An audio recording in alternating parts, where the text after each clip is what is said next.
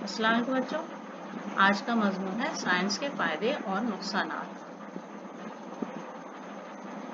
Science کے فائدے اور نقصانات۔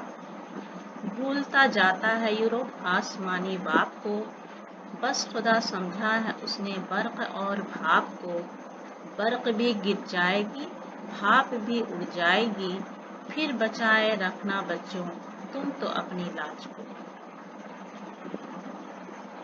سائنس کے لغوی معنی باقاعدہ حکمت ہے، لیکن اصطلاح میں موجودات عالم کی علمی تحقیقات اور اس پر تفصیلی بحث ہے۔ ہم اس حقیقت سے انکار نہیں کر سکتے کہ آج سائنس کی زیادہ تر ترقی کا سہرا یورپ والوں کے سر ہے۔ سائنس نے آگ، پانی، ہوا، آواز اور روشنی جیسی قدرتی عناصر کو قابو میں لا کر انسان کی گرانبہا خدمت کی ہے۔ آج سائنس نے دنیا میں انقلاب برپا کر دیا ہے۔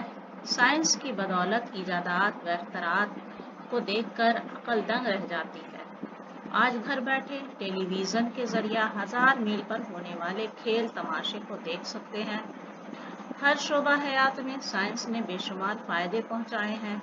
بجلی گھروں، کارخانوں، دفتروں سبھی جگہ استعمال ہوتی ہے۔ ٹیلی فون اور بے تار برقی سے خبر رسانی کے کاموں کو آسان بنا دیا گیا ہے۔ ہمارے پیغامات پل بھر میں سمندر پار پہنچ جاتے ہیں۔ سائنس کی وجہ کر انسان کی کئی بیماریوں کے علاج میں حیرت انگیز اضافہ ہوا ہے۔ ایکس رے کے ذریعہ ناقابل تشخیص امراض کا پتہ لگایا جا سکتا ہے۔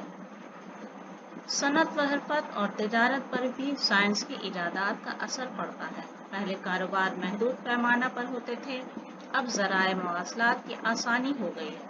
سائنس نے انسان کو جہاں اس قدر سہولتیں فراہم کی ہیں، وہیں کئی نقصانات بھی ہیں۔ آج توپ، زہریلی گیس وغیرہ کے نقصانات سن کر ہی انسان کانپ اٹھتا ہے۔ ایک ہی بم سے لاکھوں انسان لقمہ اجل بن جاتے ہیں۔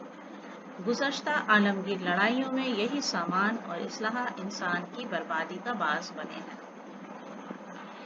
یہ کس قدر المناک بات ہے کہ سائنس، جسے انسان کے قدرتی طاقتوں کو اپنے احاطہ تصرف میں لانے کی قوت بخشی تھی، وہی ترقی کر کے انسان کی تباہی کا سبب بن چکی ہے۔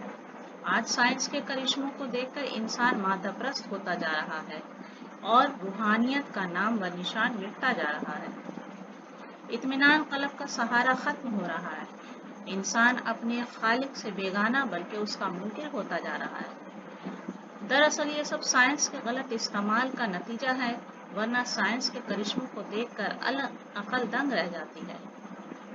خدا کی ذات پر یقین رکھ کر اگر سائنس کا صحیح استعمال کیا جائے تو یہ زحمت کے بجائے رحمت بن سکتی ہے۔